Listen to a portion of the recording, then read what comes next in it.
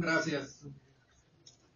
Mensaje a la nación: la crisis de legalidad e imparcialidad en el Instituto Nacional Electoral.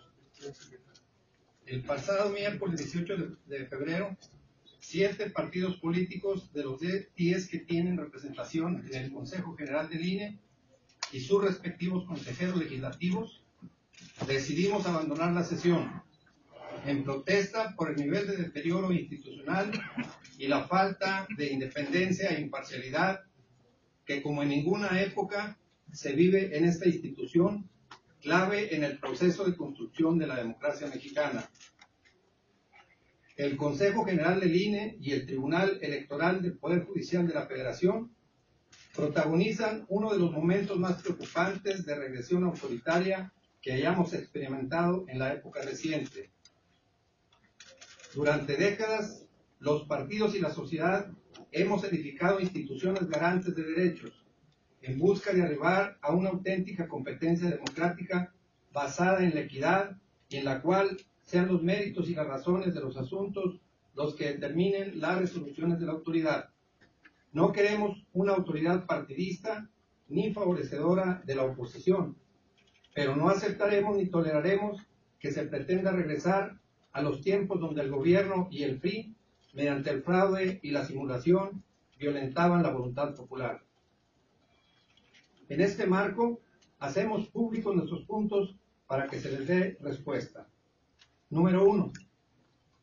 Desde la conformación del Instituto Nacional Electoral, advertimos la actuación de un bloque de consejeros que se han despegado de los principios de imparcialidad que rigen la función electoral para, coordinadamente, favorecer al Partido Revolucionario Institucional y al Partido Verde Ecologista de México. Con frecuencia, algunos consejeros se suman a este bloque para conformar una mayoría que, dentro o fuera de la mesa del Consejo General, determina el rumbo de sus decisiones, favoreciendo intereses parciales. Si estas conductas no cesan de inmediato, solicitaremos la renuncia de tales consejeros sin menoscabo de las responsabilidades jurídicas que pudieran devenir. Número 2. En la integración de los OPLES se incumplió con el principio de máxima publicidad y de un proceso amplio de deliberación. Se favoreció la selección de perfiles cercanos al PRI. Como es público, la actuación de dichos consejeros en bloque, actuando bajo una lista que por consigna impusiese el presidente de la Comisión de los OPLES, Marco Antonio Baños Martínez, la amenaza de generar una crisis institucional en la conformación de las autoridades locales si no se aceptaban sus listas, e incluso su ofrecimiento para que los demás partidos seleccionáramos a nuestros preferidos. Marca de modo estructural a quien en muchos casos hoy es la autoridad en las entidades del país. Número 3. La imposición de la pauta estatal en el reglamento de radio y televisión en detrimento de la prerrogativa de partidos y candidatos ha vulnerado el derecho a la información de la ciudadanía y ha sido otra de las acciones en las que se advierte la falta de independencia de las y los consejeros electorales. El reglamento no solo no supuso un avance, sino que se materializan retrocesos en el modelo de comunicación política, aplazando la implementación de medidas tecnológicas como la notificación electrónica, sometiendo la competencia a un ritmo lento en el cambio de materiales e imponiendo las limitaciones de la pluralidad de contenidos en los mensajes de radio y televisión. Número 4. La exclusión de programas de opinión y debate del monitoreo de programas que difunden noticias ha supuesto negar el derecho de las y los ciudadanos a conocer las diversas posturas editoriales en la televisión y en la radio, censurando incluso la posibilidad de monitoreo de los programas de opinión de mayor audiencia. Ello ante las amenazas públicas de que un atrevimiento de estas características tendrían consecuencias. Número 5. La Comisión de Quejas y Denuncias ha operado como órgano de consigna, ha decidido el otorgamiento o no de medidas cautelares según el partido o persona que la solicita, acatando consignas del oficialismo. Esta parcialidad y la emisión en completa opacidad de las resoluciones constituyen uno de los más escandalosos aspectos de la administración de justicia electoral que hoy padecemos. La censura de contenidos a los promocionales se ha convertido en un instrumento para limitar la libertad de expresión, en contra de todos los precedentes que las autoridades edificaron en los últimos años. Exigimos de inmediato que los integrantes de la Comisión de Quejas se apeguen a los principios constitucionales de la función electoral y a que transparenten los criterios para la toma de decisiones en la misma. Número 6. La impunidad de la que goza el Partido Verde en el INE. La adquisición de tiempos en radio y televisión disfrazados de informes legislativos sin que la autoridad electoral actuara para contener el fraude a la ley ha generado su complicidad, atentando contra la equidad y la igualdad de la competencia política. El Verde y su aliado el PRI han hecho ya un fraude a la ley que se cuenta en los miles de spots promoviendo al Partido Verde, quien de facto y como partido debe ser descalificado de la competencia política por actos anticipados de campaña. El incumplimiento de las medidas cautelares otorgadas en contra de los ineminutos durante 55 días y contando la falta de una resolución en materia de fiscalización sobre el despliegue de una campaña multimillonaria. El Verde sí cumple. El evidente uso ilegal de los datos personales del padrón electoral, del que deriva para promocionar la misma campaña. El Verde sí cumple. Son todos ejemplos del daño irreparable a la equidad de la contienda electoral que las y los consejeros electorales han generado con su pasividad. No toleraremos una autoridad omisa que permanece inactiva ante violaciones graves, sistemáticas y reiteradas de la legislación electoral. Número 7. Las exoneraciones a gobernadores priistas y del Partido Verde por violaciones al artículo 134 constitucional, a través de la difusión de propaganda personalizada y de uso parcial de recursos públicos, y la falta de aplicación de criterios diferenciados en la determinación de las faltas y la adopción de medidas cautelares han ocasionado una distorsión en la competencia política, abriendo las puertas a la intervención del dinero público en las campañas electorales. Es este el contexto en el que el 18 de febrero pasado el bloque priista impidió la discusión y adopción de criterios claros para exhibir la parcialidad en su actuación de los servidores públicos y el uso electoral de los programas sociales en perjuicio de la equidad y de la competencia política. Las decisiones diferenciadas de algunos consejeros electorales que integran el bloque priista muestran la parcialidad con que se conduce esta autoridad. Existen ejemplos claros de la postura diferente que los mismos consejeros han tenido sobre casos similares. Exigimos se adopten de inmediato mecanismos para garantizar la transparencia e imparcialidad en la toma de las decisiones. Número 8. A pesar de que la fiscalización de los recursos de los partidos políticos constituye uno de los ejes fundamentales de la reforma política de 2014, recientemente el INE rescindió el contrato con la empresa que desarrollaría el sistema de contabilidad en línea, sin que a la fecha exista el link de responsabilidades ni alternativas de solución que garanticen el cumplimiento de esta atribución. No aceptaremos un modelo de fiscalización superficial que dé lugar a la simulación. No admitiremos la toma de decisiones que no vayan acompañadas de una investigación paralela sobre las causas de la rescisión y el seguimiento que la Unidad Técnica de Fiscalización y otras instancias del INE dieron a la actuación de la empresa a la que se adjudicó el proyecto, la cual tiene antecedentes de incumplimiento en otros países. Número 9. La ausencia del titular de la Unidad Técnica de Fiscalización mantiene como encargado del despacho a quien solventara los procedimientos en Monex y rebase de tope de gastos de campaña a favor de Peña Nieto. Una labor de Estado de esta relevancia no puede estar en manos de un funcionario designado únicamente por el consejero presidente. Exigimos de inmediato se presente al Consejo General una propuesta de designación para el análisis, la discusión y decisión del colegiado en pleno. Número 10. El eficiente trabajo y la permanente dilación de la unidad de lo contencioso electoral en la integración de los expedientes de procedimientos especiales y ordinarios sancionadores. La administración de la justicia electoral se ha caracterizado por investigaciones lentas e incompletas, toleradas por una comisión de quejas que administra sus decisiones con criterios partidistas. Exigimos que se establezcan mecanismos que garanticen una actuación imparcial, exhaustiva y expedita en las investigaciones. Número 11. La falta de oportunidad para ejercer las funciones de oficialía electoral ha trastocado el propósito de mismo de su creación. La demora en su actuación ha convertido en obsoleta y la circunscribe a los factores institucionales que propician la impunidad. Número 12.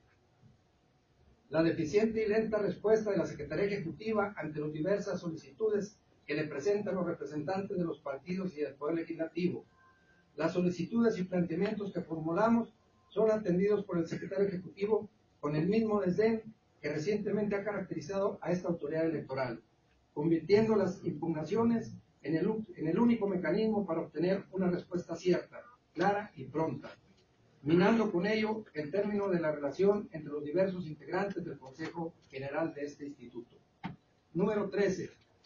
La exclusión de los representantes del Poder Legislativo de reuniones de trabajo de la mayor relevancia y la ausencia de información institucional hacia esto. Los consejeros electorales han reducido a su mínima expresión los espacios de discusión y de deliberación efectiva al interior del INE, buscando además dificultar la participación de uno de los 3 integrantes del Consejo General de las mismas, desconociendo la composición misma de su órgano, de su máximo órgano de dirección. A modo de ejemplo, basta recordar las reuniones a las que no hemos sido invitados, así como la negativa de la mayoría de los integrantes del Comité de Radio y Televisión de reconocer reglamentariamente los alcances de nuestra participación en ese órgano. Número 14. El menosprecio y el desdén de los consejeros electorales hacia el sistema de partidos, manifestado mediante expresiones de intolerancia en las sesiones del Consejo General, como son la ausencia de debate, la falta de diálogo, la descalificación de nuestras aportaciones, contrariando el principio de máxima publicidad que ahora rige la función electoral. La mesa de consejeros, convertida en un espacio privado, inaccesible y opaco, ha sustituido de facto al Consejo General. Es imperante que el INE se establezcan los mecanismos eficientes, transparentes y efectivos de discusión crítica y abierta sobre asuntos de interés público. Número 15. El retiro del orden del día de la sesión extraordinaria del 18 de febrero de los proyectos de acuerdo para normar la imparcialidad en el uso de recursos públicos y blindar los programas sociales. La decisión de una mayoría de consejeros electorales de sobreponer la opacidad a un debate público y abierto sobre los temas de mayor relevancia debe de ser analizada como el punto de quiebre de una crisis institucional y de imparcialidad en que se encuentra la autoridad electoral. En este contexto, la decisión de 7 de los 10 partidos políticos y sus respectivos consejeros electorales, tomamos el 18 de febrero pasado, es un llamado de atención a la autoridad electoral para que reencauce su actuación a los principios que debe de cumplir. No se trata solo del incidente del retiro de 7 partidos, sino el reclamo en el sentido de que el INE asuma su responsabilidad constitucional de legalidad, independencia, transparencia, certeza, equidad e imparcialidad. No estamos ante la disputa sobre tal o cual asunto, sino un esfuerzo legítimo de 7 partidos para que se garantice el funcionamiento institucional del INE. Es preciso el fortalecimiento del instituto, pero eso solo será imposible sin la imparcialidad que hoy escasea en su seno. Los partidos somos parte del instituto y en tanto tales se encuentran obligados no solo a vigilar, sino también a intervenir en el estudio y en la deliberación de todos los temas en el ambiente de diálogo sincero que hoy no existe. No es verdad que todos los temas se discutan en el Consejo General, sino que existen muchas omisiones y actos contrarios a la ley y a la equidad, que se procesan en las áreas ejecutivas y en comisiones como la de quejas, que tiene asignadas funciones decisivas. En el Consejo General, por lo demás, existe una actitud notoriamente refractaria frente a las propuestas de consejeros y representantes que no expresan acuerdos previamente negociados al margen del examen y la deliberación, lo cual tiende a convertir cada vez más al Consejo General en una instancia más formal y convalidadora de decisiones, y mucho menos en la instancia colectiva que debe de ser. Mientras el diálogo sincero no se admita, el INE seguirá padeciendo situaciones críticas y, lo peor, seguirá perdiendo la respetabilidad y confiabilidad, la cual es justamente lo que buscamos evitar. Creemos firmemente que los consejeros electorales deberían de dar respuestas a los presentes planteamientos. Como elemento adicional, es preciso comentar que los ataques expresados en la sesión de hoy por los representantes del PRI y del Partido Verde Ecologista de México, el lenguaje utilizado, los calificativos utilizados y el tono sin precedentes en contra de 7 partidos firmantes del presente texto, solo son manifestaciones caricaturescas de una desesperada defensa de la parcialidad del INE que les ha beneficiado. Los improperios expuestos en nuestra contra no merecen respuesta, pero sin duda sus autores han aprovechado cobardemente nuestra ausencia en la mesa del Consejo hasta el grado de caer en los ataques personales. México Distrito Federal, a 23 de febrero de 2015, firman los representantes y consejeros legislativos del Partido Acción Nacional, del Partido de la Revolución Democrática, del Partido Morena, del Partido del Trabajo, del Partido Movimiento Ciudadano, del Partido Humanista y Partido Encuentro Social. Por su atención, gracias. El micro, por favor. No hay un plazo. Ustedes les ponen un plazo, hay un límite. Nosotros. Sí, ustedes a los consejeros, por favor. No hemos establecido ningún problema. Quisiera darles a conocer los siguientes datos a propósito de lo que hemos del comunicado que se acaba de leer por parte del representante del Partido del Trabajo. El domingo por la mañana, la Comisión de Quejas y Denuncias dictó un acuerdo de medidas cautelares, la suspensión de unos spots del Verde que ya habían sido suspendidos por la Sala Superior del Tribunal por motivo de la campaña, y a pesar de que la misma Comisión de Quejas había negado tales suspensiones. Entonces las suspensiones que tuvo que la Comisión de Quejas decidir, no por convicción propia, sino porque ya habían sido determinadas antes por la Sala Superior del Tribunal. Pero que el Verde, violando esa suspensión, había vuelto a transmitir los spots en el que una legisladora daba a conocer la noticia de que está dando un informe de labores. Bueno, eso fue el domingo. Ese mismo día no fue notificada las televisiones. No se hizo la notificación del mundo. Se hizo la notificación, no se hizo la notificación tampoco el lunes. Se hizo la notificación hasta el martes. No nos han querido decir a qué hora, pero lo sabremos cuando se cumplan las 24 horas reglamentarias para que se retiren los spots del aire. Miren, hace muy poco tiempo, cuando al PRD se le censuró un spot donde aparecía López Dóriga, la decisión se tomó el sábado. En la mañana del domingo, el sábado en la tarde, en la mañana del domingo fue notificada a todas las televisoras y empezaron a eliminar el spot. Ese spot duró en el aire total, desde que subió hasta que cayó, un día y medio. Ahí sí las televisoras aceptaron notificaciones en fin de semana. Ustedes saben que a pesar de que todos los días son días hábiles, en el proceso electoral, las televisoras no aceptan notificaciones los fines de semana. y no hay manera de notificar. Tampoco aceptan notificaciones electrónicas. A nosotros sí nos notifican vía electrónica, pero ellos no lo aceptan, por lo tanto no tiene validez ninguna notificación, no importa lo que digan las leyes.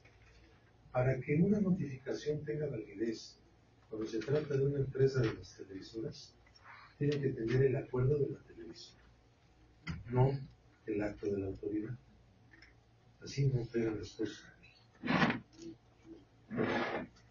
Yo quiero que ustedes tomen en cuenta esto, porque a pesar de esta reacción de 7 partidos frente a omisiones y actos ilegales de parte de la autoridad ejecutiva del instituto, después del miércoles pasado han seguido. Es decir, es como si no hubiera pasado nada, como si no hubiera nadie que estuviera reclamando el apego al principio de legalidad y de imparcialidad. Finalmente quiero decirles, no hay una apertura al diálogo hasta ahora. No hay una respuesta hasta ahora. No hay más que el maratón de improperios e insultos de esta manera en el Consejo General, promovido por el consejero presidente a propósito de que Pereira no dice. Hoy en la mañana se inauguró el punto cero del orden del día. Esta es una nueva aportación. El punto cero para darnos respuesta. Y para que los otros partidos estén en la mesa, los insultaron. Cobardemente. Yo creo que se atrevan a decirlo frente a nuestra cara. Porque no están para el debate. Están para el insulto. Y eso es lo que promueve el propio consejero presidente con su protagonismo, que es absurdo, que no lo requiere y que este instituto no lo necesita. Bueno, señores, gracias. Y abrir una tanda de desahogos y de oprobio de sus aliados en el Consejo da muestra de esta ausencia fundamental. Un liderazgo que sea capaz de ponerse por encima incluso de esas rivalidades o de esas cobardías que mostraron los representantes del Interno. Sinceramente creo que esa falta de liderazgo es lo que ha permitido que otros consejeros asuman en los hechos o de facto la conducción de las decisiones fundamentales de este instituto. Para dar respuesta puntual a su pregunta. Respecto fue de las relación con esa reunión que hubo de tres partidos con el consejero técnico del instituto, pues es algo que debe partir de quienes participaron en la reunión y no creo que nadie más esté autorizado para dar versión de lo que les puedo decir simplemente es que no hubo ninguna.